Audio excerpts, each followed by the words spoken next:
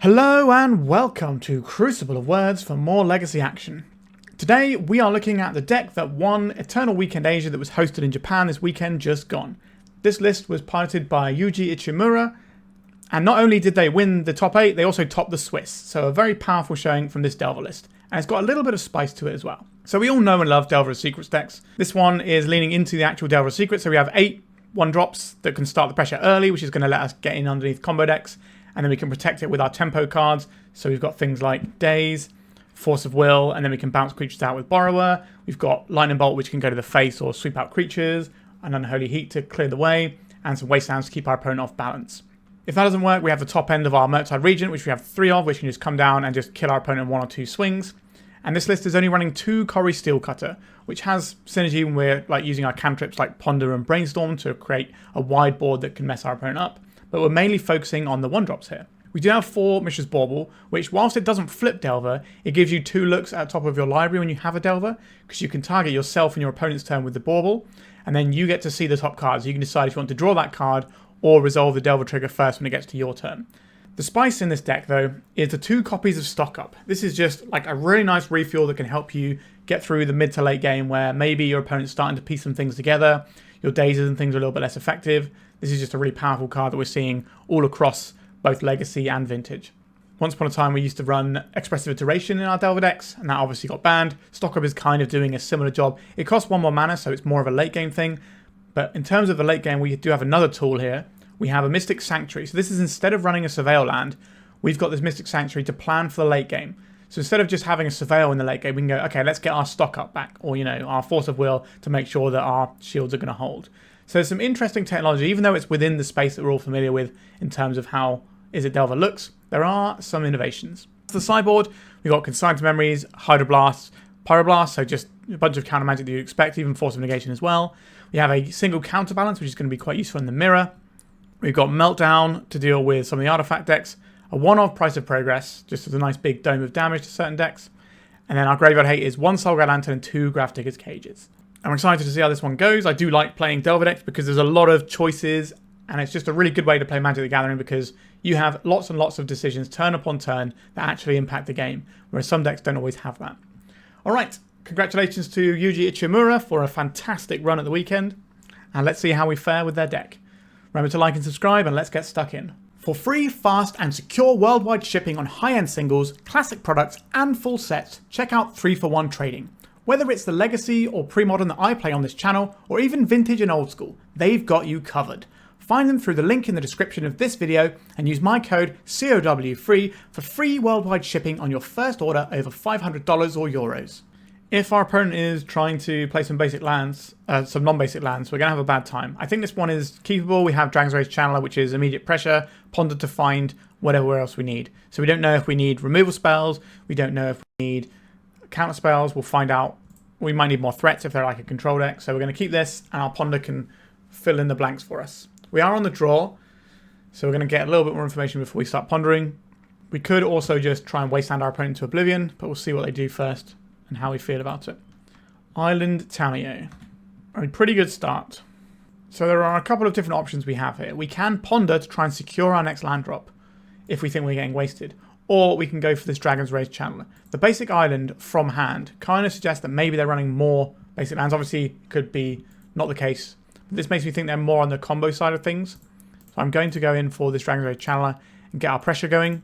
Could be the wrong play, but based on the information we have, I would like to play front foot forward here. We're getting Dazed. This has sat on the stack for a while. Nope. Okay. Polluted Delta. This is not a wasteland, so we're going to get our turn. Our opponent is brainstorming before attacking with the Tamiyo, so they're missing out on a clue here, which is great news for us. The Unholy Heat can hit Planeswalkers, so we might be able to deal with the Tamiyo at some point soon. We're going to see like a Fatal Push here. They're shuffling away their Brainstorm cards. They've got the perfect Brainstorm off. It is a Fatal Push. Okay, so now we are under the gun to Tamiyo in a big way. We have a Brazen Borrow, which can bounce it. I think I want to Brainstorm here rather than Ponder. Wouldn't mind putting back a Wasteland. Ooh, that's a lot of lands, isn't it? Do I need all of these lands? I don't think so. Put 2 back. We'll keep the Wasteland. So we have 1 target for it already. Let's go and get ourselves a Volcanic Island. So this Ponder will give us Delirium. So we should be able to kill this next turn with our Unholy Heat. I really don't want to draw these lands, but the Daze might help us convert the Unholy Heat, which is really important and what this game is about right now. But because we have the Brazen Borrow as well, we have 2 bites of the cherry to try and deal this. I'm going to any order this. Okay. Because we can try and bounce this and then Unholy Heat. Or go the other way around, depending on how we want to play around Daze.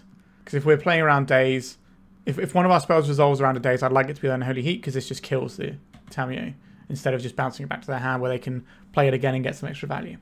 Our opponents should have a clue in play. They should have attacked first with the Tamiyo for brainstorming.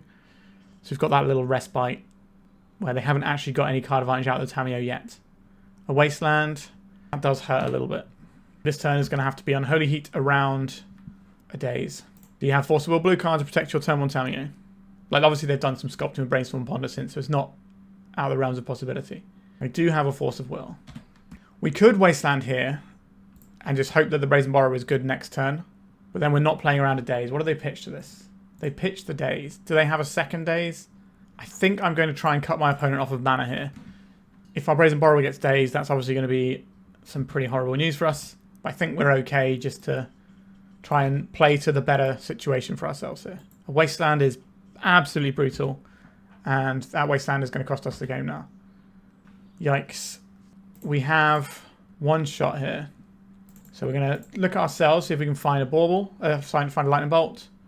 That's not a Lightning Bolt. So we're going to play this, we're going to crack this, go and get this Volcanic Island, go to our opponent's turn and try and bolt this in the upkeep if we draw exactly Lightning Bolt. We did not draw exactly Lightning Bolt. I'm going to scoop. We're not going to beat half of our opponent's deck in their hand, especially when you don't have any pressure or anything. Another fun and interactive game of Magic the Gathering brought to you by Tamiyo. Let's go to the sideboard. Pyroblast, get in. The Fatal Pushes suggest they're on a fair plan. So I would like these Pyroblasts. I think the Counterbalance looks pretty good here. I'm not opposed to having the Soul Guide Lantern. I'd rather not be relying on Force of Wills too much. We're going to cut at least 2 of them.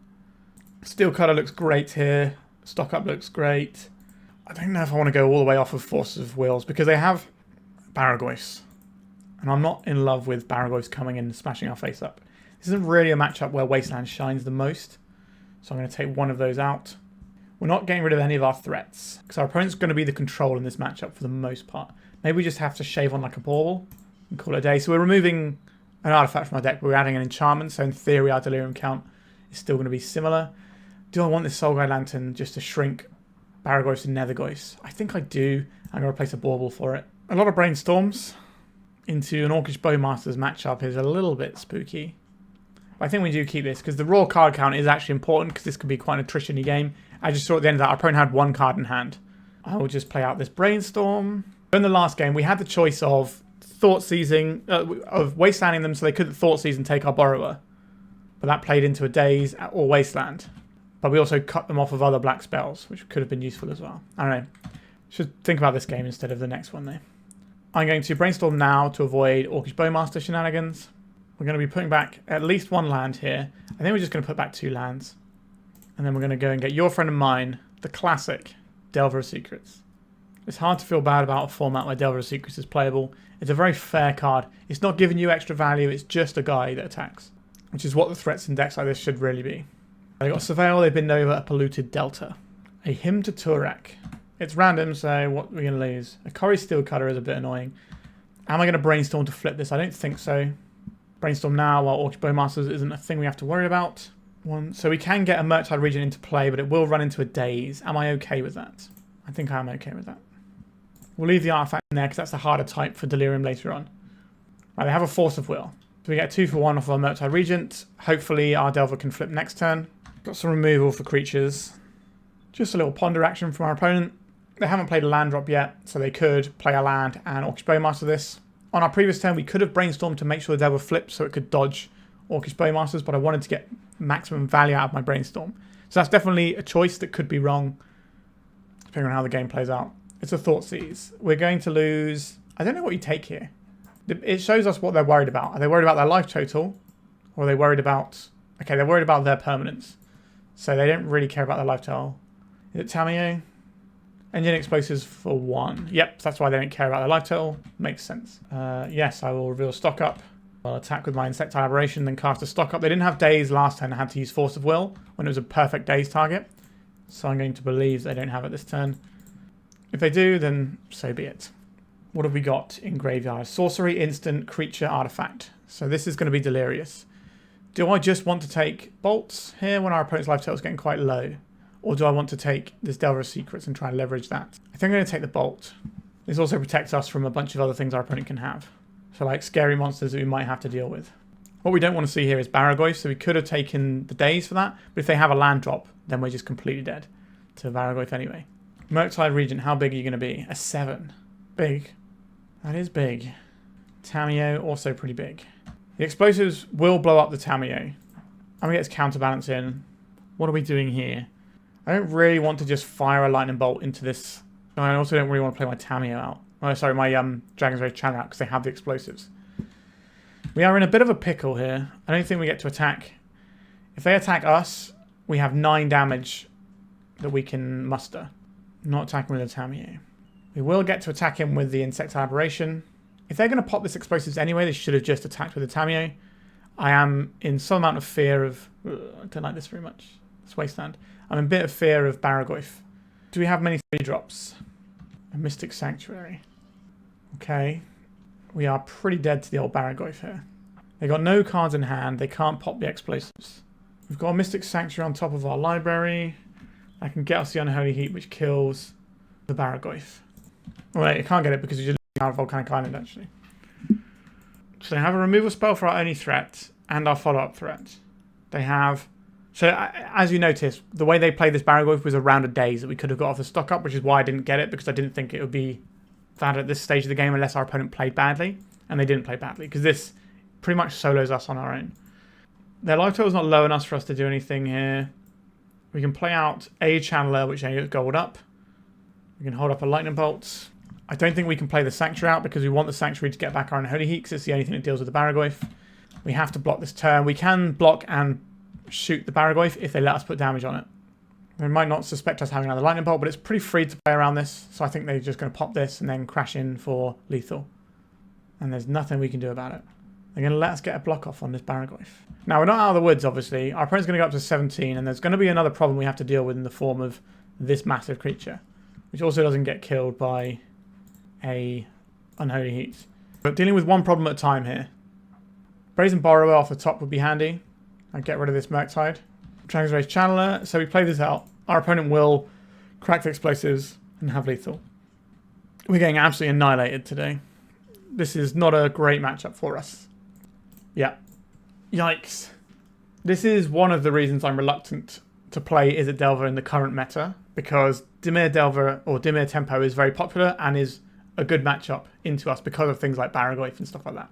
That being said, our matchup into all the combo decks is a lot better than our matchup into this, so let's see how it pans out for the rest of the league. Right, we have a Delver. We can lead off on that. I'm going to keep this. We can go Delver into Delver Wasteland. We are on the draw, so our opponent's going to get a turn of setting up before we put anything down. A Tamiyo. Once again, we're on the risk of just getting soloed by Tamiyo. Delver is more likely to flip next turn than the Channeler is, so it's better to get the Delver into play now than it is the Channeler. I'm going to start accumulating their clues. Dismember on the Delver. Sure. Only seeing blue mana and Dismember. This makes me think my opponent isn't playing a removal colour, so I don't think they're going to be playing red or black. So this might be mono blue, so it could be some kind of Omnitel deck. Because generally speaking, you're not going to run Dismember if you have the ability to play things like Fatal Push in your deck. Wasteland is kind of burning a hole in my pocket right now. I'm going to play out... No, I don't want to play out the Wasteland. It doesn't have any targets. I think we just want to get the Mystic Sanctuary tapped. Okay, here comes a Delver. And then we're just going to get the Sanctuary in. We can bounce it later with a Daze. So it's not like this is completely inaccessible for the rest of the game. Right now, it looks a little bit worse than a Thundering Falls, but there are definitely stages of the game and matchups where it's going to look really good as a Mystic Sanctuary. The clues continue to accumulate. This is going to give our opponent a lot of extra source going into the mid to late game in this matchup. Now, we don't know if they want to play a mid to late game. They might just have this as a backup plan because it's the best thing to be doing in Legacy, pretty much. Okay, a Brainstorm. So a lot of decks can just include a Tamiyo, and that's just a backup plan in and of itself, whilst only being 1 mana, pitching to blue spells. I don't think I need to go on about how good this card is. Tamiyo flips. It's going to weaken our Delver's ability to connect with the Tamiyo. This becomes a 3-power creature, and we can actually put some damage onto this. We could Cori-Steel Cutter or Wasteland. Oh, they're not Katara Waterbending Master. Do I want to Daze a Katara Waterbending Master? If we do, it means we don't get the ability to Cori-Steel Cutter deal with a Tamiyo. I think this is a relatively clean Daze, so I'm going to take it. I don't think Daze is going to be much use moving forwards. We can convert it here, that's something. I'll reveal the stock up and flip the Delver. Flipping the Delver is obviously pretty big news here. Could Wasteland their Wasteland, which feels horrible, but given our mana base right now, it might be the correct thing for us to do. It also makes cracking their clues a little bit worse for them. We'll knock down this Tamiyo back down to 2. They can't use this for card advantage. I think I'm going to Wasteland the Wasteland. It feels like our opponent's playing mono blue over there. I don't think the Wasteland's going to get better targets, and I want to preserve our red mana because we have 3 red spells in hand. This means that getting the Cori-Steel Cutter online is going to require us to draw a Mishra's Bauble off the top. But at least we're moving in the right direction. I think another Wasteland. Ooh, that is not what you want to do there, opponent. I think you want to save it for our red source. A Daze. Let's attack this Tamiyo. I'm going to get this Dragon's Race Channeler in. It makes more of our Daze next turn if we need to use this on anything. They're going to crack a clue, which is frustrating.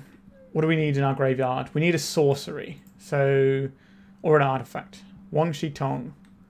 Okay, I'm okay with them just having a 1-1 guy. If we shuffle, this gets bigger. And they draw a card. But we have removal spells to clear the way. This is all fine to me. I've not been super impressed with this card. I think it actually looks better in Vintage, where you have like a bunch of spare mana. Not that I'm really an expert with how Vintage works, but just from my understanding of how people are playing Vintage. Like, it's better in Vintage for the same reason Stock Up is like in every deck in Vintage. Another Daze. Let's kill this Wang Shi Tong. See if we can surveil over something to get our Dragon's Race Channeler cooking. A Ponder. This will do it. So if we kill the Wang Shi Tong here, we have enough power to actually kill Tamiyo. And then once they've leveraged these clues, they're going to be quite far ahead in cards still. But at least we've got this I win the game button off the table. Well, maybe not. Okay, they're cracking a clue. So our Daze is definitely going to be live for something in a second. I'd like to find a land, and I'm a bit sad that we got rid of the Ponder, but it's correct to just get the Tamiyo off the board here. There's no doubt in my mind that's the correct play. We could have Dazed the Wang Shi Tong on the way down. I think I like having the Dazes around. Like, we only had the 1 Daze at the time. A Murktide Regent, you say? How big is this going to be? Big. Alright, at least we can maybe Daze whatever this follow-up is. No, thank you, Tamiyo. We also get Surveil off of this, so we can maybe dig our way towards the one-off Borrower in our deck. A second land. We do need a second land. The Cori-Steel Cutter might be able to give us enough damage to get through. They're probably just going to play Shield with this for a bit, but as soon as they turn this sideways, they can be under a great deal of pressure. We know they have Wang Shi Tong, so I'm going to fetch proactively here. It's quite an easy card to play around in my experience. We're going to attack with both, I guess, because the Dragon's Race Channeler has to attack, so we may as well get the 3 damage in off of the Delver. They could just attack they could just block the Insectile Aberration here, which I would actually like. Use your life total resource, and then clean up the channel in the following turn. But if they attack us for 6, that's a 3-turn clock. We've got a 4-turn clock, but we're a red deck, and we can also jam some Cori-Steel Cutter down their throat. So like the 3 extra cards they got off their Tamiyo or whatever, that's going to be the thing that breaks this game, I think. Alright, they are coming in. They have another Murktide they're just going to have as a 3-3 blocker. They have a Wang Shi Tong that's just going to jump in the way. Who knows? I think it's Cori-Steel Cutter. This is the most powerful thing that we can do. And if we get Wastelanded, we're still going to have the Cori-Steel Cutter available. This doesn't look great this turn. A Force of Negation. Okay, we can't make them pay using our Daze, so we're just going to crack in. Next turn we can play the Delver. And we go to 6 this turn, so we probably have to block with this Insectile Aberration next turn. So if we'd have played the Delver of Secrets, it would have got around a Force of Negation, which maybe we could have intuited our opponent would have since they're mono blue. Katara, shot, I don't think that card matters at this point in the game. Brazen Borrower, please. Not the Brazen Borrower. We can't afford to stock up here. Let's get the Delver down. And then we can see what we're drawing with the Delver, and then we can change it with this fetch land if we don't like it. Send them both in, yep. So they're going to get 1 damage. Are they going to discard a card here? Probably not. We have to block or we die. Sorry about that, Insectile Aberration. Our Unholy Heat is in our graveyard, so we could Mystic Sanctuary. No, we lost our Mystic Sanctuary earlier, didn't we? So we don't have that option either. What have we got for Delver? Scalding Tarn. Well, that's not going to help us out here, so let's fetch before we draw. A Ponder. Could find a Borrower. Oh, we could find a Murktide Regent though. That's pretty... And are we bigger than our opponents? Obviously our opponent has a bunch of counter magic in their deck. Take one of the sorceries and take some of the instants. I guess we have to take them all, don't we? Just to make sure our guy's big. You got a counter spell, opponent? No. Alright. This is a one shot, one kill if it connects. This isn't blocking. I think we're attacking for 1 damage here. They're going to one-shot tongue and kill it. They're going to one-shot tongue for a guy in turn. No. Alright. It's Murktide Regent versus the world here. You gotta believe in the big dragon. Okay, so we can force their Murktide Regent to chump block this turn. Come on, Delver. Are you going to flip for us? Oh yeah, we know what they're going to flip because we put the Force of Will on top of our library specifically for this. Am I going to cast a stock up first?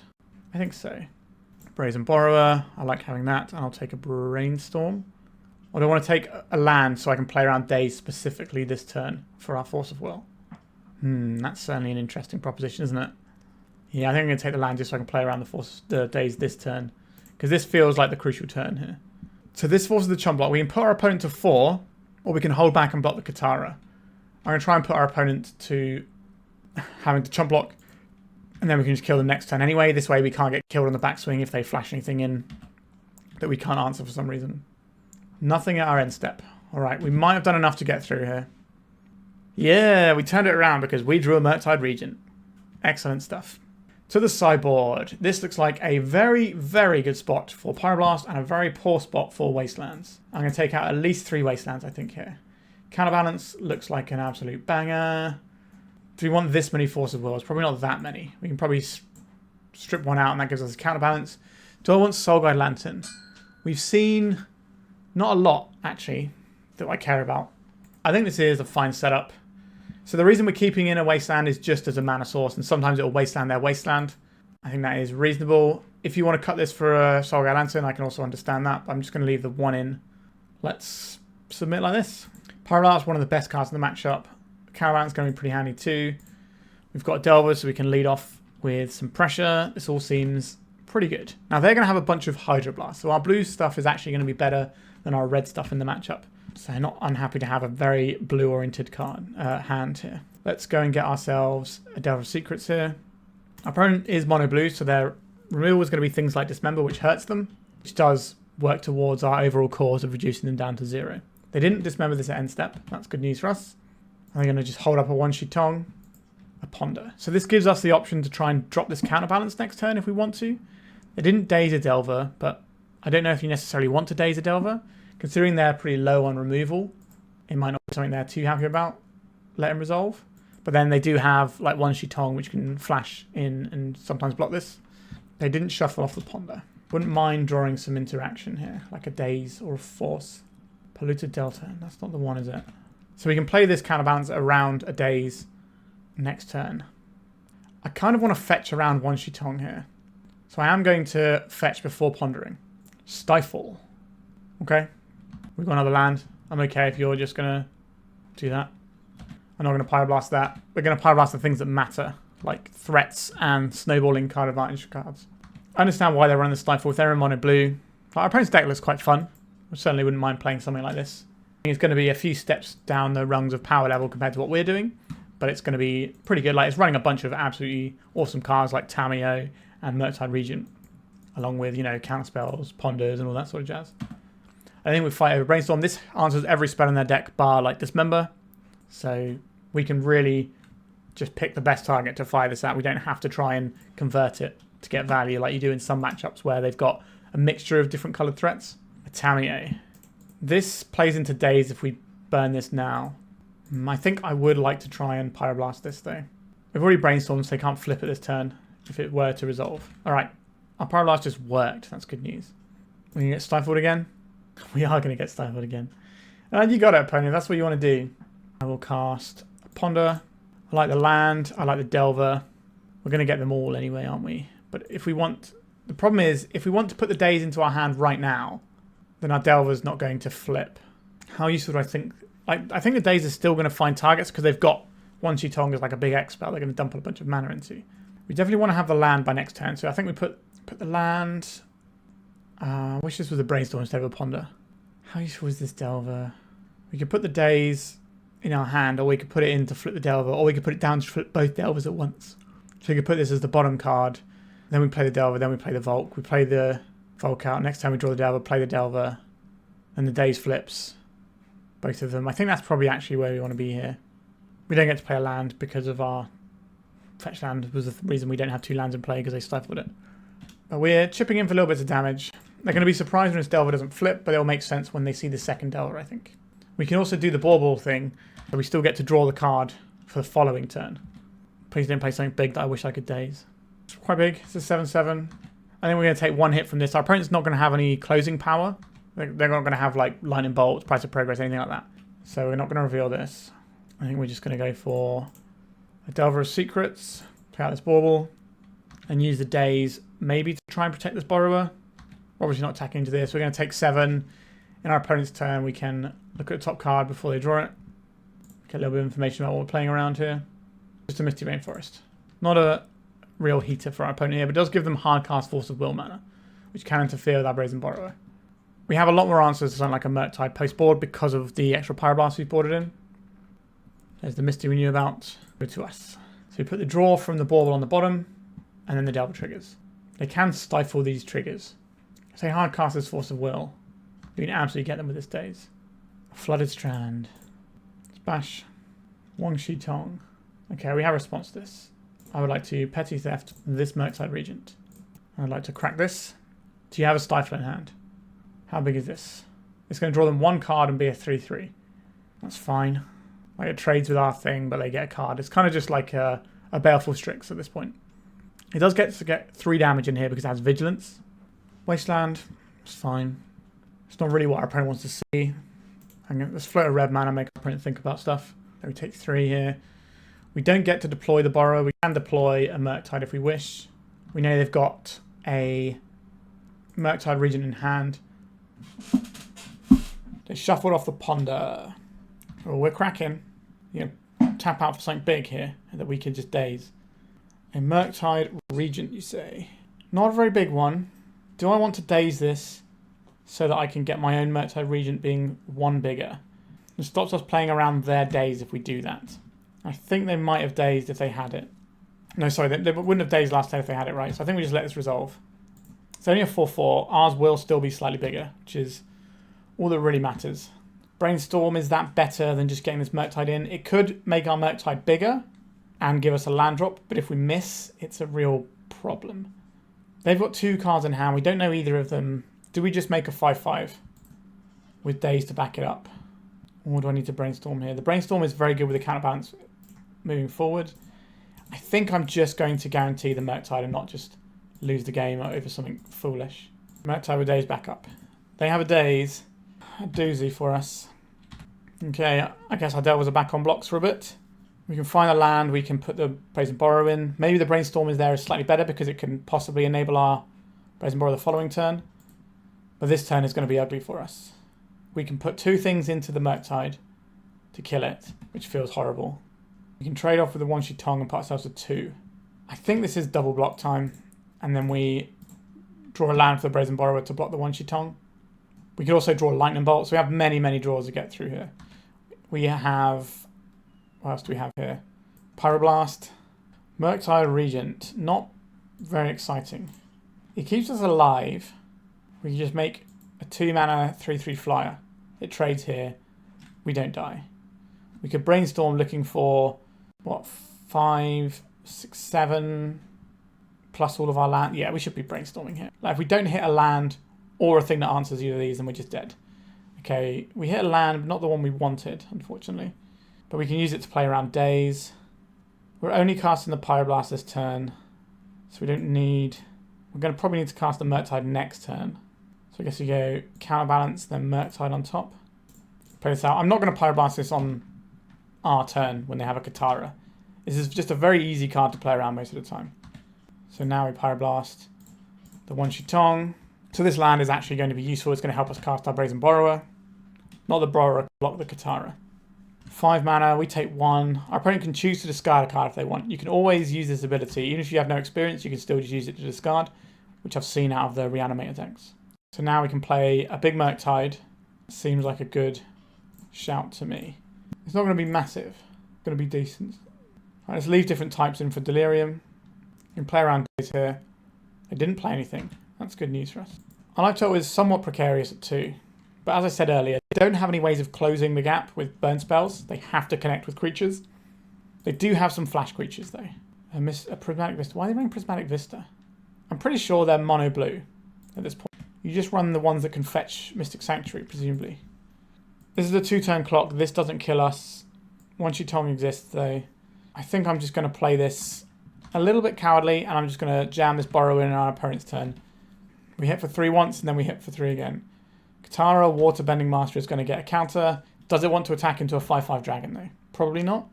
If they can put another counter on their, get another experience counter, then maybe it's worth attacking just to get the +1 card and try and dig to an answer to the Murktide. They must have Borrowers or something in their deck. I'm going to shuffle with his Vista. We are indeed. This makes the Borrower a clean 3 hits on its own, and makes all of our lightning bolts look a lot better because our life total was a multiple of 3. A Wasteland. I'm going to float blue. Actually, I'm just going to cast this Borrower, and if they fight over it, we can Daze and protect our Volcanic Island. Counterbalance is kind of off the table for a bit. You attacking here? Didn't think so. This is 1 damage away from killing our opponent. Let's attack with our Brazen Borrower. How big is their One-Shot Tong going to be? Pretty big, but we can Daze it. Okay, didn't have One-Shot Tong. I'll play out a Dragon's Race Channeler. So another blocker. So this is why I'm not very high on Katara.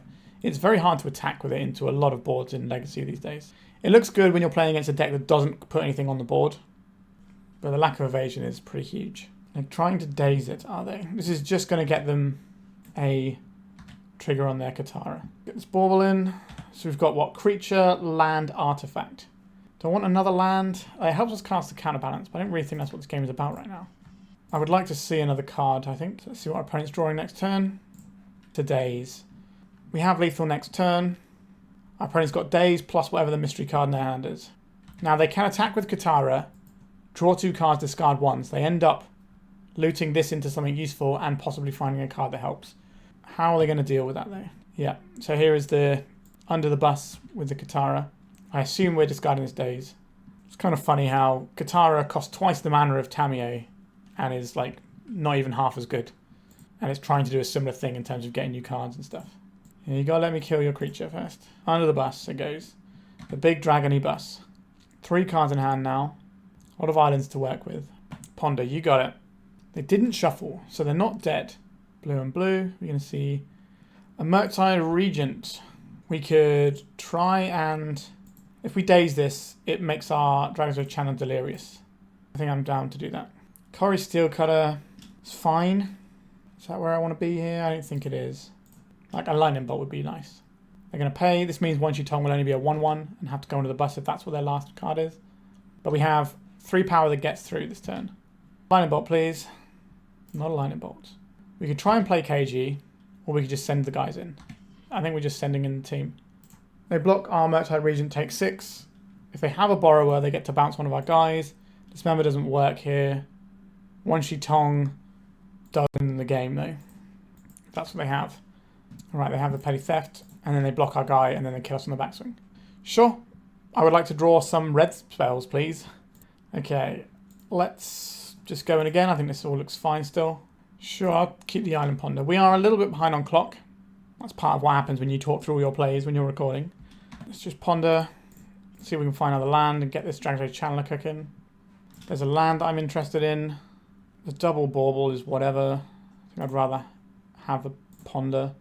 We do have to kind of care about Stifle a little bit if we're trying to get red mana.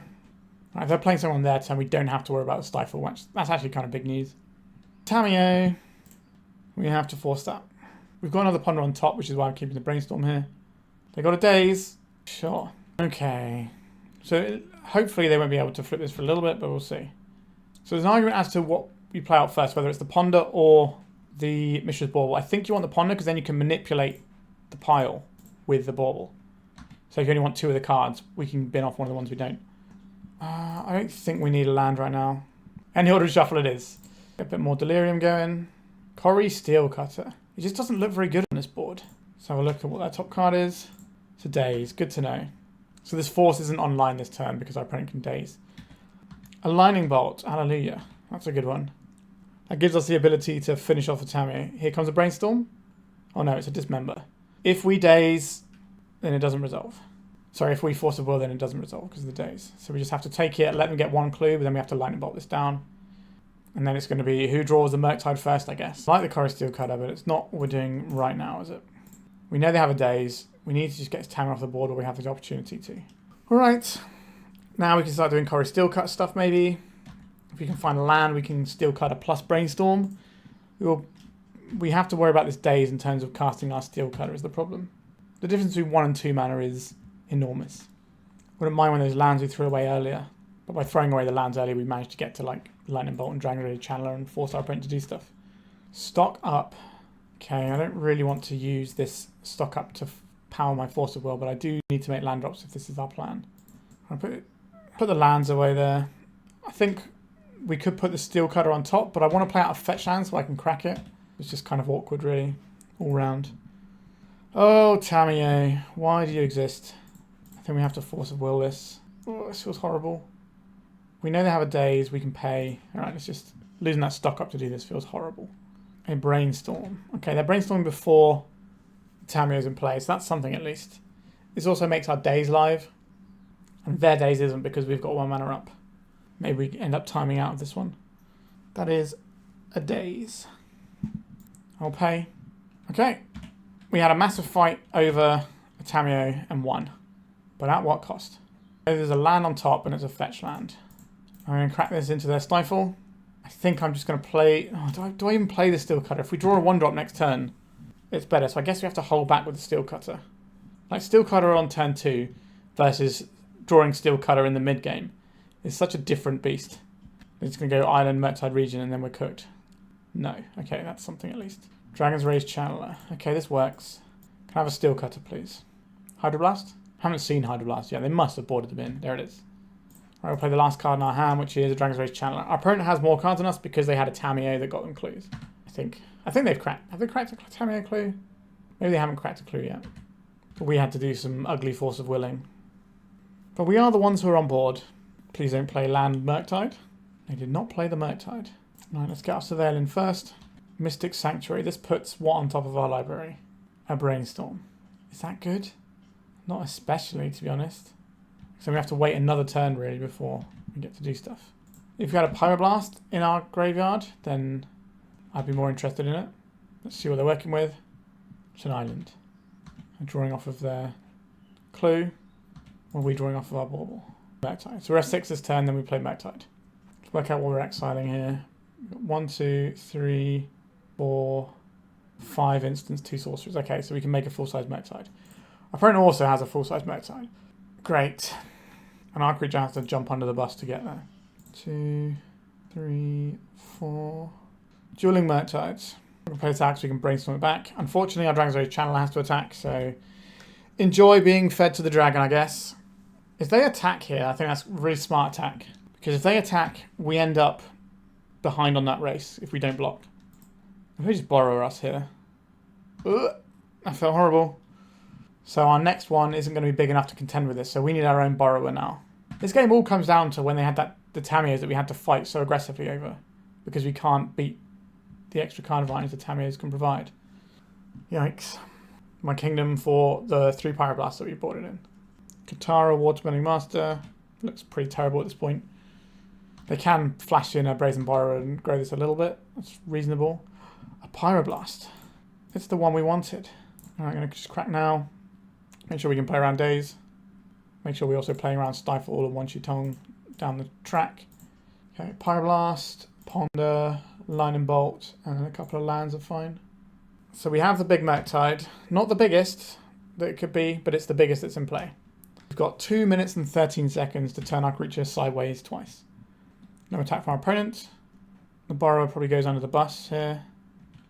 In with the Murktide. We chump in here. We're going to play a creature that can block the Katara on attacks.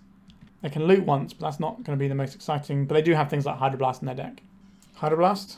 No, they're brainstorming. So they're going to be able to go +1 card on Katara. So they have a draw engine, but they are facing down a Murktide in their deck that doesn't deal with Murktide that well. Dismember doesn't hit it. They can play their own Murktide, which is bigger. or they can play Brazen Borrower. That's pretty much their outs here. Oh wait, no, our guy is not delirious, is he? Whoops. But I guess it was right to make the bigger Murktide. Make the 2-turn clock size. Yep, our opponent gets a nice exchange here, where they get to actually loot away a bad card. Yes, they turned a land into something else and drew a card. Exchange is powerful. Now, why are they cracking in our upkeep? That's weird timing. Okay, it's one Shitong. So they've got a 5/5. Brainstorm. This will artifact land creature. So the Brainstorm makes this guy attack this turn. I don't want it to attack. I'm going to attack here, and now I'm going to Brainstorm. Because we might have something that interacts with them on blocks. Dragon's Rage Channeler is another blocker. Sure, put that on top for now. These cards aren't great, are they? So we're going to take 6 here. Then we deploy another threat. And then, Jesus, take the wheel, I suppose. We can get beaten by the Avatar theme deck. Could be. We don't have to block the one Shitong. We can just block the Katara. They should attack with the Katara because of the cards it draws. We're attacking with both. I don't believe our opponent can deal us 1 point of damage from somewhere. Imagine it's the gut shot out of nowhere to kill us. If you got it, then enjoy. I'm going to double block this Katara just to make sure it dies in case I have a Hydroblast or something. We go to 1 here. Dress down. Okay, we still only lose 1 guy. And then they're going to go to 1 on our attack. But they'll lose their 1 Shitong. But we're on 1 life. A very peculiar game, this one. We know the top card of our library is bad. I think our opponent has this. That dress down is going to be super... Oh, and a Tamiyo for good measure. Ugh. Get out. Get out, Tamiyo. Yeah, I don't think we win this one, team. Pretty good game with lots of back and forth. A very long one. Oh, they do have the gut shot. Yeah, I guess so. You just wanted it more, I guess. Our opponent's deck looks pretty fun. I think on average I'd be pretty happy to play into this one. It just didn't quite work out for us. Like in game 2 we didn't draw like basically any red spells really, when we had plenty of things that we could have done with them. Not very good at drawing lightning bolts, I guess. Alright, on to round 3. Delver with a bunch of permission, the classic. I'll keep this. We've got the Bauble so that we can have 2 looks to flip our Delver. We also lost the die roll again. So we're 0-3 on die rolls. Not the best for our tempo deck. Is this going to be some sort of green mid-rangey deck? They can prey upon what we're doing quite easily. A snow-covered... Oh, we're Enchantress. Cool. Let's go and get a Volcanic. Deploy a Delver. I'm going to save the second Bauble here, because the second Bauble can be food for a Dragon's Rage Channeler or a Cori-Steel Cutter. See what they're drawing right now. Ossification. They have a white source. They can Ossification around Daze here. I'll go through an Enchantress. No, thank you. We're supposed to look at ourselves with the Bauble. What am I doing? Oopsie.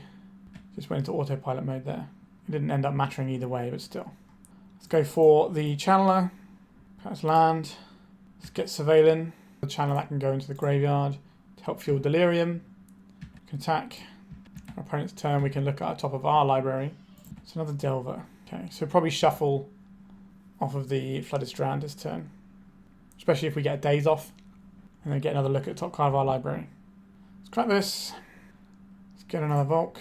Let's Daze this. And try and set up our Delver. Unholy Heat is not a good card in the matchup.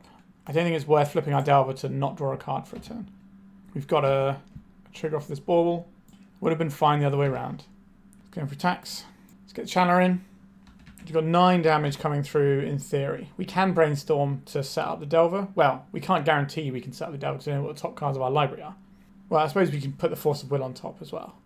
But I'd rather just have Force of Will blue card against our opponent's deck that is trying to develop engines. What are we playing here? An Ossification. Do I care about losing one of my guys here? No. We care about losing to them just having an engine that makes all of their cards cantrip. I'm going to hold on to this Force of Will. I'm not going to try and make our Delver flip. It's going to Delver in. Bash for 4. Puts our opponent to 10. So if we can flip both of our Delvers, we can put our opponent to 1. So if they crack a fetch hand this turn, I will Brainstorm in the upkeep. We do have the option, if they play something really scary, we can Brainstorm to try and set up Delver and also find a blue card for the Force of Will. There is a fetch land. Big deal. Sithers. That gains them life and draws them cards. Is it correct to Brainstorm first? If we miss on blue card and don't get to Force of Will, this is kind of annoying. I think we're just going to Force of Will this. Maybe that's too cautious when we also have a Dragon's Rage Channeler to dig. 6 Sanctuary and get in the bin. Right, they're going to 9, so if these all flip, if these two flip, then we win the game, provided our opponent doesn't do anything super horrible right now to us. They might just have another removal spell. Green, green. No? Green, white. So it's probably a removal spell. On thin ice. Goodbye, Dragon's Rage Channeler. If the top card of our library is a Lightning Bolt, which we seem very poor at drawing when we want them, then this game is over. Another Delver of Secrets. So he would have had a blue card, so Brainstorm would have been good there. Our opponent only has 1 card in hand though, so we're hoping they can't string together very much over the next turn. And maybe these will flip this time around. Really having the full-on Delver experience today. What we don't want to see is Enchantress into an enchantment. Sterling Grove. That is okay. If these flip, they die. Feels like I've been saying that for many turns. Are you kidding me? I believe it was called the Delver that wouldn't flip. They're almost dead anyway. I think we will just try and restrict our opponent's ability to do anything in the next turn cycle. We can't hit a Serra's Sanctum. That would have to be a thing that we would hit after they've got to use it once. So I think just taking out as much of their mana as possible so they can't have a really big turn where they string lots of stuff together makes sense. They're going to get Solitary Confinement. They're going to get Elephant Grass. It's going on top of their library. It's not a complete tutor, the old Sterling Grove. Maybe they're just looking to see if there's anything that does save them in this spot. Sithis. If we don't flip our Delvers, Sithis is great. Because it can block our guys and gain them life over additional turns. You do anything with your green mana? No. Once again, I am asking you, deck, please can we flip our Delvers? Cori-Steel Cutter. Are you kidding me? Am I equipping this? We're unlikely to find a 0 drop on top. I think I'm just going to play this now. I could put my opponent to 2 at the cost of a Delver. I don't really want to do that. Since if we find like cantrip into cantrip, then we can go wide of the Sithis and win that way. And dealing like increments of 1 damage on our opponent can gain 1 life, but just casting a spell, not great for us. It's a Sterling Grove. Okay. Don't have anything else, I guess. Opponent, we said don't have anything else. They're up to 6 now. We need our Delvers to flip. So the turn where we didn't Brainstorm when we had the Channeler out, maybe we're supposed to go for the high roll there and not be a coward. We would have won this game by now. So there's been little bits where we've made decisions in all of these games where other decisions could have been better based on knowing what we know after a few turns have passed, which is interesting to think about. Okay, they've got a removal spell. Can we flip? Please, deck. Are you kidding me? This game. Okay, we have a Delver that can attack favourably into our opponent's board at least. They have a cantripping removal spell. We're holding this for Brainstorm purposes. Not that we're ever going to draw a non-creature spell at any point, an instant or sorcery. We just don't have any in our deck, I guess. Enchantress's Presence, that's a banger. So now every spell they draw, every spell they cast draws them 2 cards and gains them 1 life. So this on thin ice that we know they have, it's going to put them back up to 6. It's going to remove our Delver that's equipped. Now, if we flip our Delvers, we still have lethal damage. Unless they have 1 more spell they can cast this turn. I can't believe we're losing this game. Caracas. Alright, deck. You've got 1 job. Come on, deck. Team. What is happening? What is happening? Oh my god. This is unreal. I'm not going to play a Delver out because it can be 2 spells. Besieger Who Endures. Sure. I'll go and get a Volcanic Island. I guess now there's no point. We're just going to play out the Delver because we don't have the Cori-Steel Cutter. We're immediately going to draw out other Cori-Steel Cutter. There's only 2 in our whole deck. Oh, deck. Why are you like this? We played a Delver on turn... Was it turn 1 we played a Delver? It might have been turn 1 we played a Delver. And we haven't flipped a Delver at all. Now again, we had a turn where we could have Brainstormed and flipped our Delvers. If we missed on blue card, then we might have just lost the game on the spot. Because our opponent would just have a load of card advantage and everything. So I played that one very conservatively to make sure we didn't lose. But maybe I'm supposed to push it so that we win. So we can say, yeah, we got really unlucky. We didn't flip our Delvers. And, you know, statistically speaking, we definitely should have flipped our Delvers at some point. However, we had a way that we could have played this game differently that would not have led to this situation. Whether or not that's right, I'm unsure. We did talk about it a lot at the time. They have a 2-turn clock on us as well now, right? 8 enchantments, they can make an 8/8 guy. Utopia Sprawl. Yeah, you keep gaining life. So at present, if they don't cast another spell, we can still kill them. Well, they have to cast 2 spells for us to not be able to kill them with flipping Delvers. Sterling Grove. This will give them 9 life. And they can go and get Oh, they don't have a lot of mana though. On thin ice. So we're losing one of our guys, so we can't kill our opponent this turn. Definitely done something to annoy the magic gods today. Where is my Ghost Quarter? My kingdom for a Ghost Quarter to get back 4 threats. We're obviously not playing Ghost Quarter because it doesn't really fit in this deck. But still, doesn't mean I wouldn't like it here. If I could magic any card into being, probably the best one at this point. Murktide Regent here is going to be large and that's going to be fine.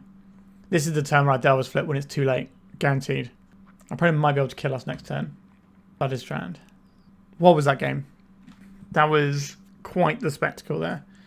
Again, if we'd have just brainstormed before, we could have set up our Delvers, but we risked them resolving a really scary spell. Grafdigger's Cage answers the Green Sun Zenith, if that's something we're interested in. Consign to Memory, Counterbalance, and Force of Negation all have text here. I think I like the Counterbalance the most out of all of these cards.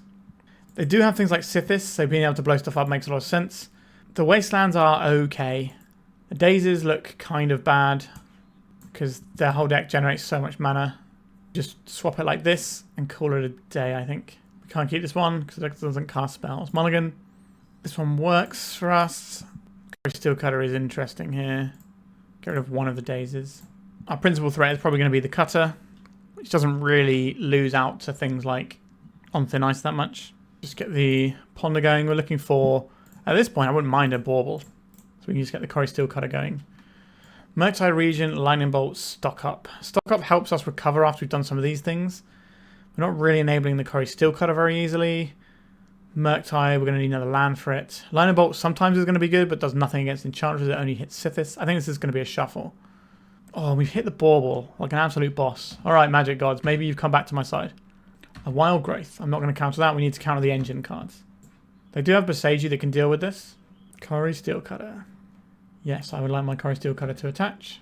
That's what you're working with over there, opponent. Another land. Okay, we have a clock. We might be in a situation where we can cast 2 counter spells on our opponent's turn if we draw a blue card here. The option is available. Sithis with 1 mana floating. I will daze any spell they spend this 1 mana on. They did not spend the mana or anything. That is unfortunate for us. Would I like to get another threat in right now? Or would I like to hold this Daze? Our opponent's going to have 3-4 mana next turn. I don't think the Daze is really doing that much work here. I think we're just trying to put the pedal to the metal here. I'm going to play this Bauble. I'm going to float a mana. I'm going to Daze targeting our Bauble. Get the Cori-Steel Cutter trigger going. Pay for my own Daze. Bauble resolves. I'll have a look at our opponent. Margrave.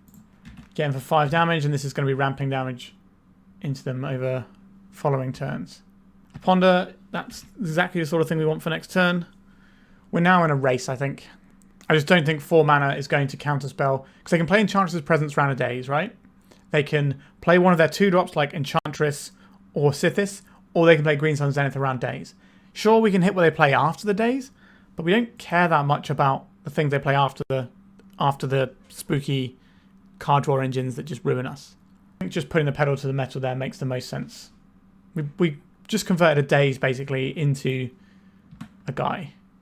Right, they're wild growthing. They don't have a cantrip engine in play. On thin ice is fine. We're going wide here rather than tall. Like, this does obviously take damage away from us, but we can live with that. I'm hoping to ponder into another spell. The lack of our second color mana source could be pretty detrimental to get this up and running the way we want to. But we do have another draw first, which could be a land or a spell. And we just need to look for the other half of that equation to get the Cori-Steel Cutter attacking our opponent for a bunch. Going to 11 to crack this fetch land. A Rest in Peace. That doesn't impact our Cori-Steel Cutter plan. It's very good against some of our stuff though. A Stock Up. I could cast a Stock Up. What would I find off a Ponder that would actually make a difference here? If we ponder into... No, we can ponder and then we also get our Wasteland off, which isn't the worst. That constricts our opponent's white mana. I'm going to go for ponder. We could also find a Bauble here.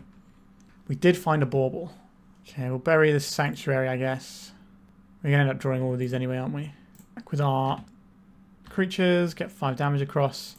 Constrict our opponent's mana. I guess that means we're not casting Stock Up next turn. Solitary Confinement is on top of their library. That's not actually a very useful card right now. I think the correct play there is to push the damage and constrict our opponent's resources. Maybe we're not supposed to fire off the Wasteland just so we can stock up the following turn more easily. On thin ice. Okay, so they've got one card in hand and we know what it is, and it's not a very good card with their current setup. So we're drawing a Mystic Sanctuary we don't have any use for. This is just going to be equip the cutter, get in for 2. Next turn we stock up, get in for 3.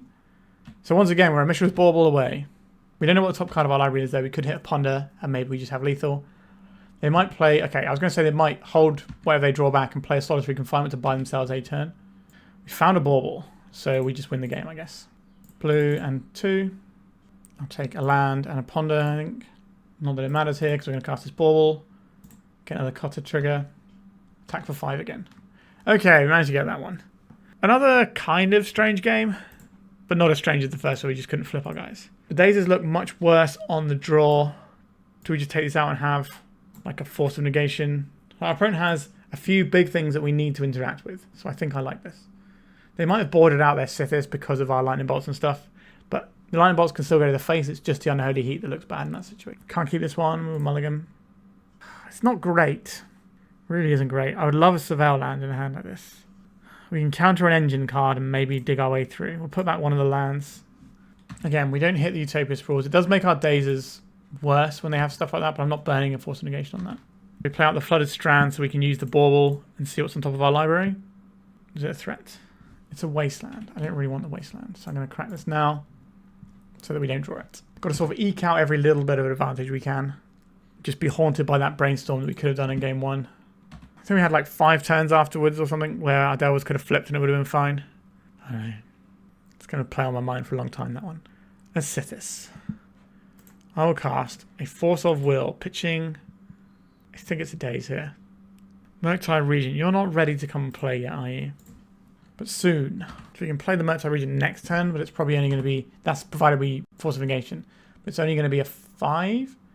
We'll take it. We need to get damage down, otherwise we lose the game. So they liked what they found on top with their Lush Portico. They have exposed themselves to Wasteland a little bit by getting it, though.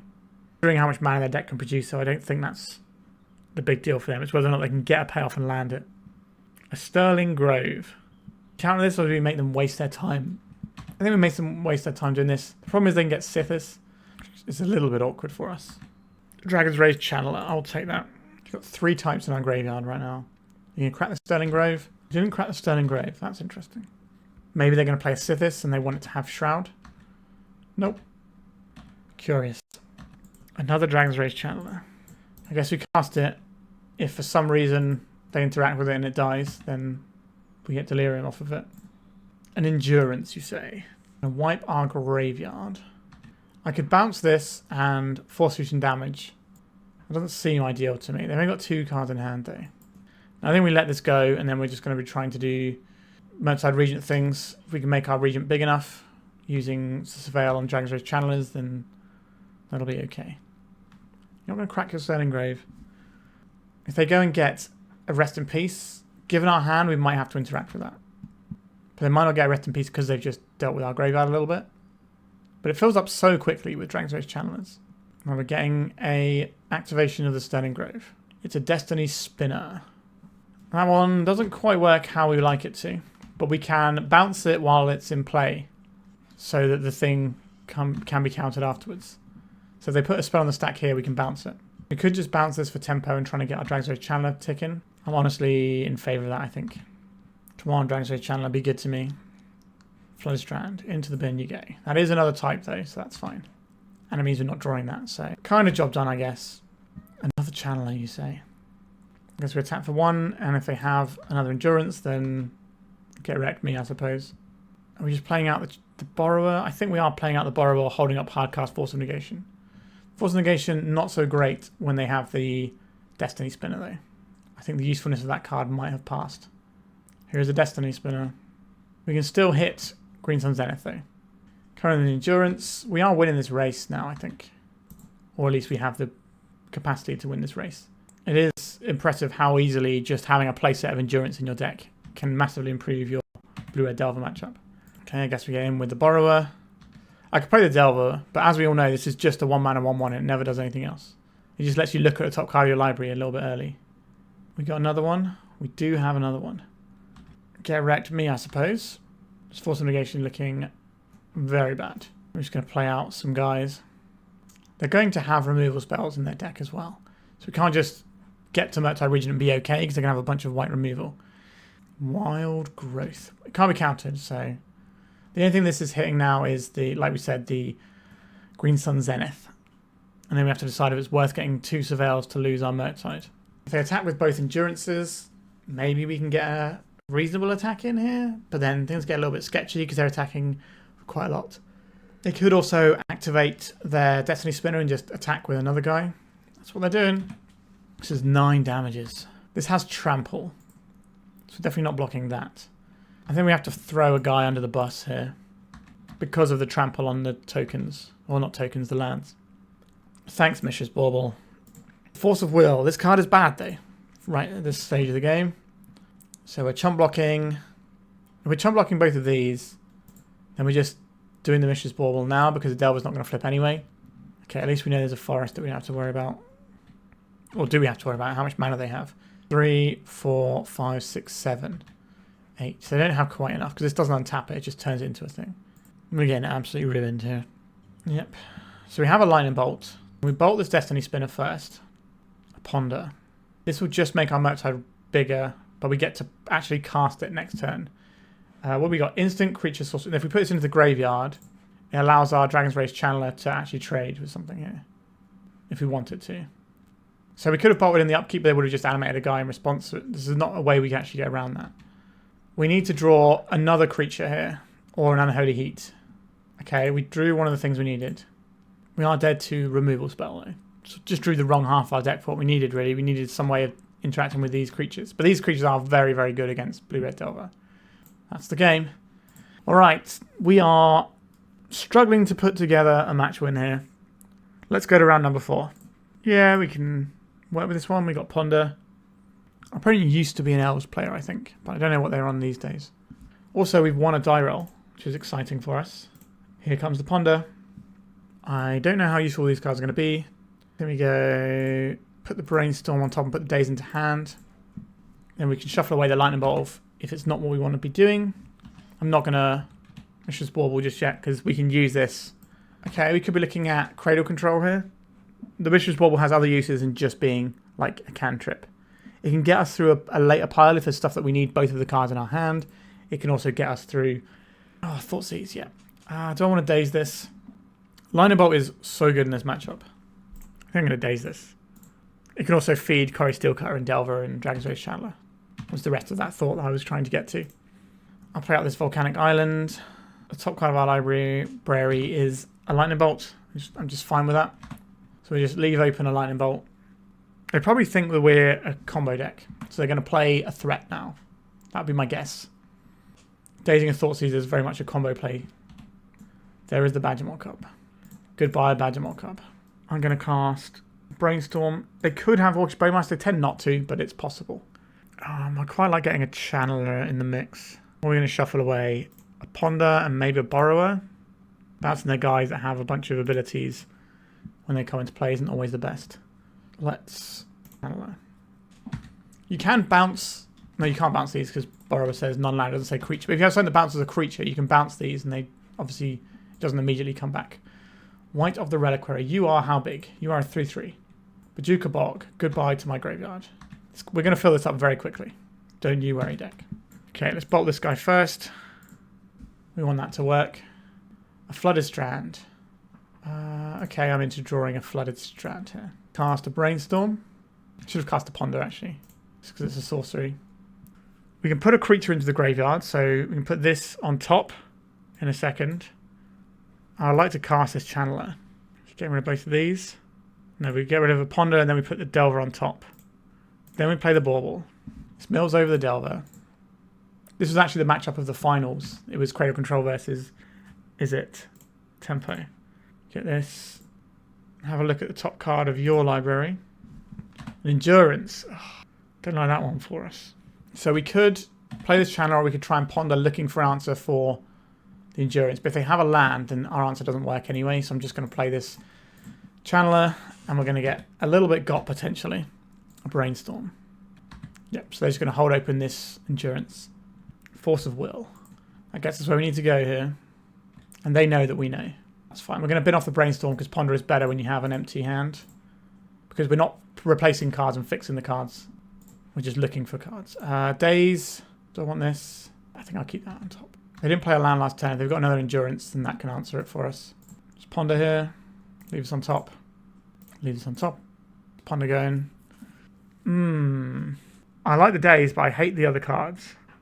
But we might be able to mill them away if we get any targets. But if they're not playing any spells, we don't really care anyway. The Mystic Sanctuary is actually okay. Getting back on the Lightning Bolt would be handy. Just attack first. If they have another Endurance here, we can nail it with a Daze. Would you look at that? And then we can get rid of the cards we don't want off the top of our library in this Wasteland. Don't want an island either. I take 6 and go to 4. I play this Mystic Sanctuary. I'll put this Lightning Bolt on top of my library. So we have lethal next turn. Our opponent can scupper that with an Endurance, but if they don't have a land, then they still die because they take 1 from the one they can't block, and then the Bolt finishes them off. Range of Danger. So they can bounce Forest. They can go up a lot of mana here because they get to replay the land they bounced, and they get more mana out of their Bayou. So this could be a really big turn. Probably Green Sun's Zenith, or it's a natural order. It's just going to be an Atraxa, is it? That's a bit of a doozy for us, isn't it? Okay. So they took Badger Mole, Natural Order, and Cradle. Our creatures have to attack, which is on the frustrating side of things, I won't lie. I can stop them gaining life by blowing up our own creature. I don't think that's the best way of handling this situation. That feels horrible. This is the downside of tempo decks. Sometimes you just run out of steam, and if they can land one big thing, it can be enough. Badger Mole. They're going to put this on the Cradle, so it turns a Cradle into a creature, so the Cradle will tap for additional mana because of the Badger Mole, and additional mana because it's a creature. So they can Cradle Hoof and kill us, I believe. Okay, so they're going to play this one out and then sacrifice just the Natural Order and Cradle Hoof us to death. Yep, I think that is going to be enough.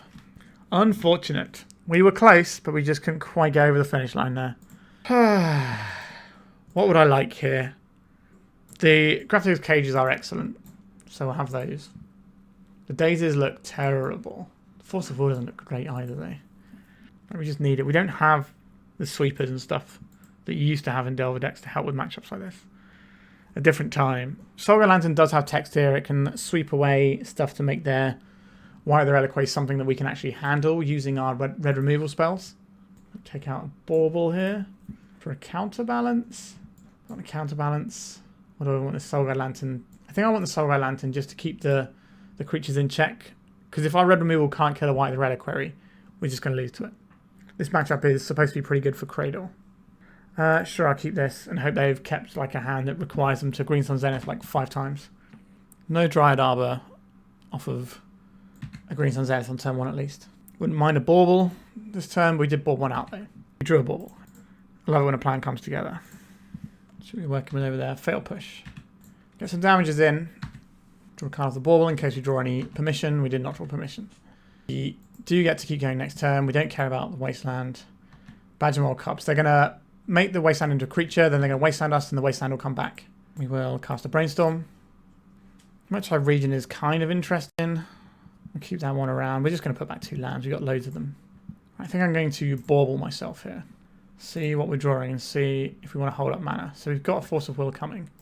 I will Ponder to make sure our creatures are larger. So I want the Force of Will in hand. I would like the land as well soon. So I guess we go... We're about to draw a card. We can Ponder next turn. So we can just put them all. And we're attacking for 7. Next turn we can play Ponder into Murktide Regent. While still holding up our Brazen Borrower to pitch to Force of Will. Although they can Wasteland us. So we don't get to cast all of our things. But we can still cast them. I guess we can't cast the Murktide because of where the land is. It's on the bottom. Badger Mole Cub. Do I care about this? I don't want to get Wastelanded completely into the dirt. Natural Order is already covered by the Grafdigger's Cage. I think they still Wasteland us though. Unless they have an Endurance or something. White of the Reliquary. It's a 3/3. Fail push on one of our guys. That's the fail push we knew about from earlier. And they are Wastelanding. And it's less than ideal, and we are now behind. Oh no, we have the land here, don't we? So we can make this guy. How big is it? Brainstorm, Ponder, Force of Will. It's pretty big. This is a substantive guy. Go with Brainstorm, Ponder, Force of Will, and some lands.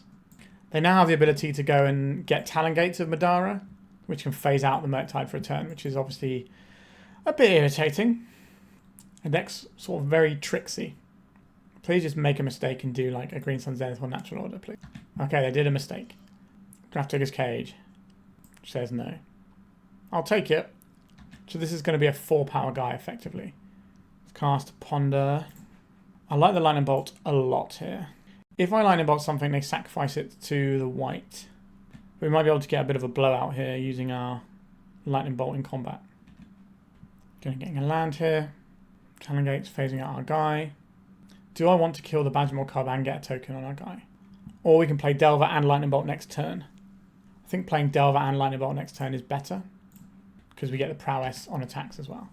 We don't want to see a Badgermore Cub, because the Badgermore Cub making the Talon Gates the thing they can sacrifice is a problem. Right, we're just going to take this damage, and we're going to get cutting some steel. If we line up our opponent's face, they go to 7.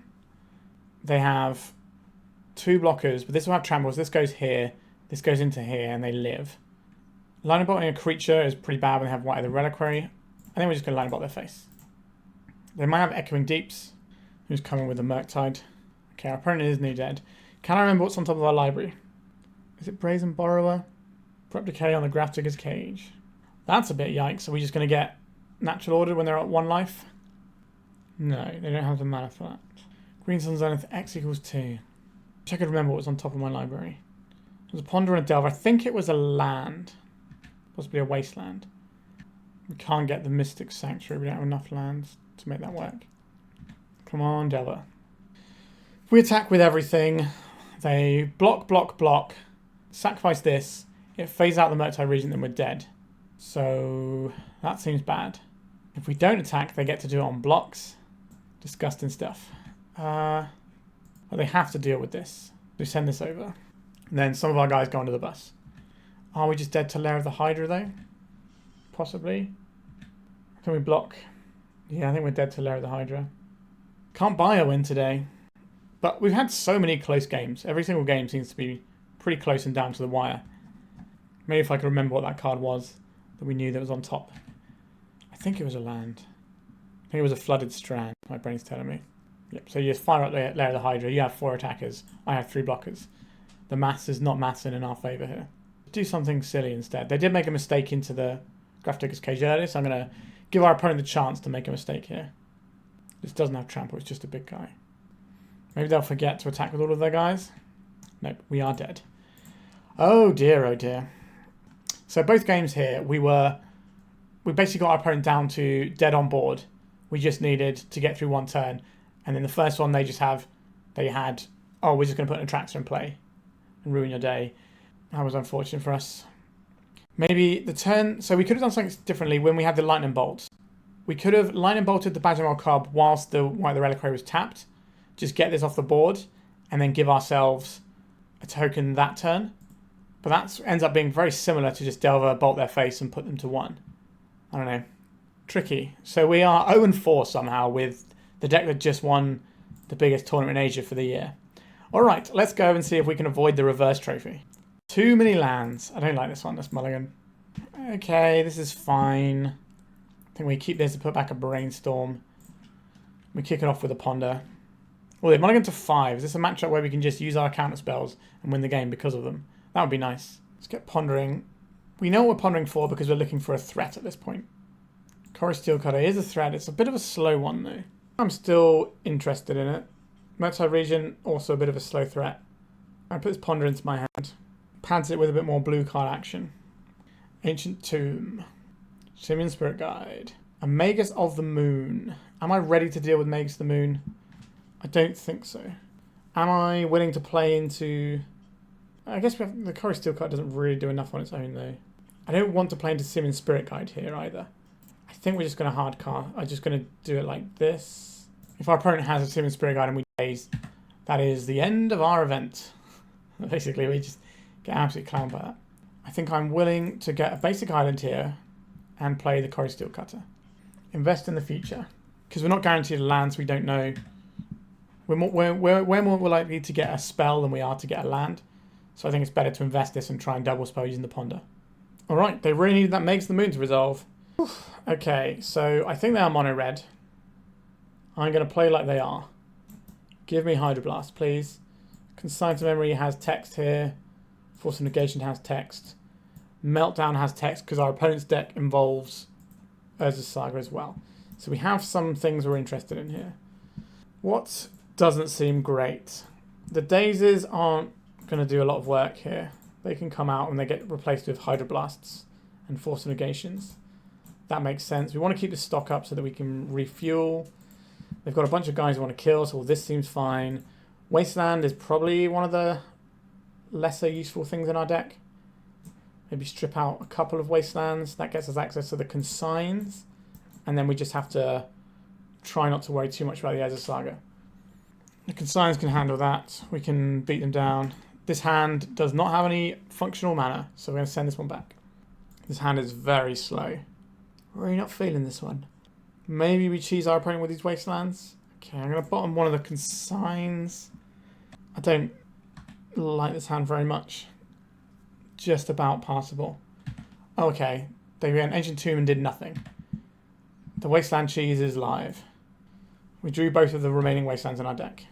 I'm going to save the Bauble for when we do something with our fetch land. There's a long pause in our opponent's main phase. It's interesting. Volcanic Fissure. Guess what's getting Wastelanded? And let's just keep them down. They might have kept their hand on the back of those two mana sources as their way of casting spells. I guess not. Okay, so we have the island in hand. I guess we're going to cast this Bauble now, and then we can decide if we're fetch landing or not. Okay, I don't really want to draw that land, so I'm going to fetch here, play into Blood Moon because we have this in hand. I would like to ponder and try and find a threat here. Hydroblast is real good here. Force of Will is also real good. Okay, I will keep these. We can afford to make these exchanges knowing that we can stock up. Murktide Regent is going to be hard for our opponent to answer. And Urza's Saga, so we can consign the trigger so this doesn't learn to make things. Reasonable. Soulguide Lantern, that has to be okay with us. They probably take out our Bauble or our Ponder. They've gone for the Ponder, sure. Whether they're working on Delirium or Murktide Regent is what makes that decision for them. So we don't know what the top of our library is. I want our opponent to think that Makes the Moon is good here. So I'm going to play out this Volcanic Island. We're going to consign the Urza's Saga trigger because I don't want them making friends that we're not really prepared to deal with. No friends for you. Let's consign this one. So the plan might have been, oh, get this Blood Moon down, and then we'll just crank out a bunch of Urza's Saga constructs. We don't care about Makes the Moon or Blood Moon. You have a Chrome Mox? Broadside going under there. That's a big thing to offer to it. Is this going to be a 1-ring? Just 2 mana, Chalice. Given our hand, I'm going to let this resolve. I would rather Force of Will the thing that kills us. Sure, this can come back to bite us sometimes, but we're working on it. Consign to Memory. That is a card that we can play through a Chalice. So I think we're just going to play a little bit slow here. So we're playing out the island rather than the fetch land because I would like to have access to a Mystic Sanctuary after we stock up. We can stock up and then stock up again. What do they get here? Lava Spur Boots, probably. I'm not going to consign this trigger. You can have your Lava Spur Boots.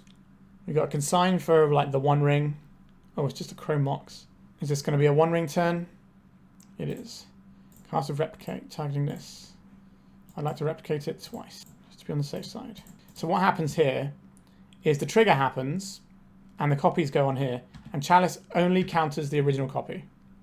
Now our opponent's down to 1 card in hand. We get to stock up and refuel in a big way here. Stock up, here we come. I'll take a Murktide Regent here is fine, and just another blue card, is that alright? Or I think I take the Lightning Bolt, because we can bounce the Chrome Mox out of the way. Sorry, not the Chrome Mox, the Chalice. We don't know if we're putting this stock up back on top of our library yet. It's an option we have available. We can do it in response to whatever our opponent does or in their end step. We're going to get where we want to go eventually. A Broadside Bombardiers. That's okay. We're going to bounce the Chalice to the Void and Lightning Bolt the Bombardiers. I wonder if they throw anything else. They probably don't, right? I still want this stock up though. Let's go and get that going. Let's get that card advantage rolling. Let's bounce this. Lightning Bolt this. And then we have a Hydroblast if they play a red spell instead of their Chalice. Otherwise, the Hydroblast goes into the Force of Will at some point. We don't need to cast 1-drops to win this game. We've got a 3-1 flyer that we can lean on. We've got a big dragon in waiting as well. Soon Spirit Guide come into play. Pyrogoyf. It is a Pyrogoyf. I can't believe we get to convert this. That's so good. Get out of here, Pyrogoyf. That's got to suck for our opponent. We know the last card in their hand is a Chalice. Alright, our opponent has had enough, and I don't blame them.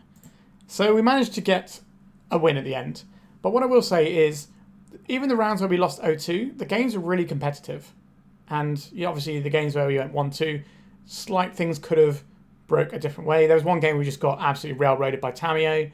That's just a thing that you have to accept in Legacy at the moment. As long as Tamiyo's legal, you're occasionally just going to immediately lose to a Tamiyo with the right amount of support around it, and it's just backbreaking. But yeah, this very much shows you the Delver life. We had lots and lots of competitive games. If we look at the data from the Eternal Weekend Asia, we can see that Izzet Tempo has a 50.92% win rate. This is the win rate excluding mirrors. And this is just a quite representative sort of win rate compared to the data we've also been seeing since the bans as well.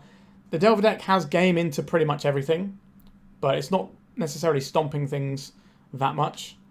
It's just a deck that has a lot of play to it, and you can have a lot of little angles that can get you into games. And even though this deck won the whole tournament, it still only finished with a pretty much even win rate. Obviously, this deck is totally fine and enjoyable. I do quite enjoy playing Delver. We found situations to actually leverage this particular build and the Mystic Sanctuary. A lot of the games we lost today, there were ways where we had other options that might have ended up being better for us. So I'm going to go back to that Brainstorm I've been banging on about, where if we'd have brainstormed to make sure we flip the Delvers, would have been alright, but I was under the impression that I was weighing up two things. If we don't counterspell the spell that goes on the stack, we probably lose the game in a few turns. If we do counterspell it, then we have a fair few turns for our Delvers to flip and attack and do what they needed to. Like, I think there was maybe 5 turns worth where any time they flipped it would have been fine. And obviously we could set that up with other things like baubles a little bit or cantrips. So we had a bunch of options there. So I think that was a reasonable choice. Now, obviously it didn't work out for us. Maybe we should have done it because we get to see 4 cards with our Brainstorm because of the Dragon's Rage Channel. We do have a lot of blue cards in our deck. But there's a lot of plays like that happened to us today where it could have gone one way or the other a little bit. And we made a play and I explained why I was making the play at the time and it ended up being the wrong play. But you don't necessarily know that when you're playing things. It's a bit like in the last round where we don't counter the Chalice. That could have been the wrong play, but I believed the odds are on our side to just let that go, counter the big spells that actually win the game for them, and then we'll eventually get through it. We have threats that ignore that mana value because we have the Murktide Regent, we have a Cori-Steel Cutter. The only 1-drop we had in hand at the time was something that we could pitch to Force of Will. So it's those sorts of plays where you're making an educated guess based on how much you play the format, what you're worried about, all these sorts of things. And sometimes it ends up being the wrong decision. I think the innovations here are very interesting. I think Stock Up as a card in a paper metagame where the metagame tends to be a little bit slower makes some sense. You tend to have more combo decks online because if you're at a big paper tournament, you can't just go and queue into your next round. You have to wait. So people are more inclined to play decks that they want to play that maybe take a bit more time to play. Whereas online, it's like, oh, I can get like 3 leagues done in the time it would take 1 league if I play this really fast combo deck. So I'm just going to jam this and try and get trophies and get more tickets and all that sort of thing. So I like Stock Up more in paper than I do online, but it did seem pretty reasonable here today. 3 mana is a bit of an ask. What I did miss from the sideboard is the old technology of having a sweeper. If you look at the blue-black tempo decks now, they started playing Toxic Deluge in the sideboard. Once upon a time, we used to play things like Rough and Tumble or Electrickery or End the Festivities, various ways of dealing damage to your opponent's creatures, depending on how much damage you wanted to deal. So they're basically like either pinging for 1 or doing Pyroclasm type stuff. And now there are options that we could have for that slot, but we just didn't really have any. So it's something to think about. The Counterbalance is a card that we brought in a few times and we never really wanted to cast it. It's obviously great in tempo mirrors and things because this can just dictate the entire game. But when so much of the game is happening before this comes down, like with Tamiyos and things, it can be a bit awkward. All in all, I think this deck is perfectly serviceable. I'd be happy to play this at a tournament. It's not necessarily the thing I would most choose to play or the build I would most choose to play of Delver personally. But that's the thing with Delver. You do get some flex slots. Some people are running 4 Cutter and 2 Delver. And some people are running, and they're running like additional baubles to help it. Some people are running no Cutters. Very few people are running no Cutters, but I have seen it. Some people are running no Delvers, which is more common than the no Cutter build. So there's different angles that you can look at here and how you want to play your Delver deck. Delver's always going to be a good deck because, you know, we've got a bunch of tools. But people who are like, oh no, like Wasteland, Brainstorm, Force of Will, Daze is too powerful. You can't have this in Legacy. Every time there's a ban announcement, I get people in my comments saying that. But both of the tempo decks were about 50% win rate at this tournament, which is what they've basically been since the bannings. It's very easy to play around tempo if you want to. We saw us just getting absolutely bodied because we were against a green deck that just had a bunch of endurances, and that was just enough to keep us at bay.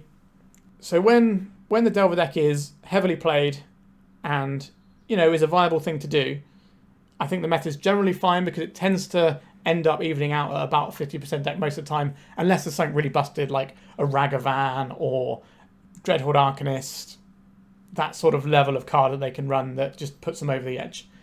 So yeah, this deck is fine. If you want to play this, you get the reps in, you make a lot of decisions, you can really leverage play skill with it. I do fear how many Barragoyfs are in the format right now.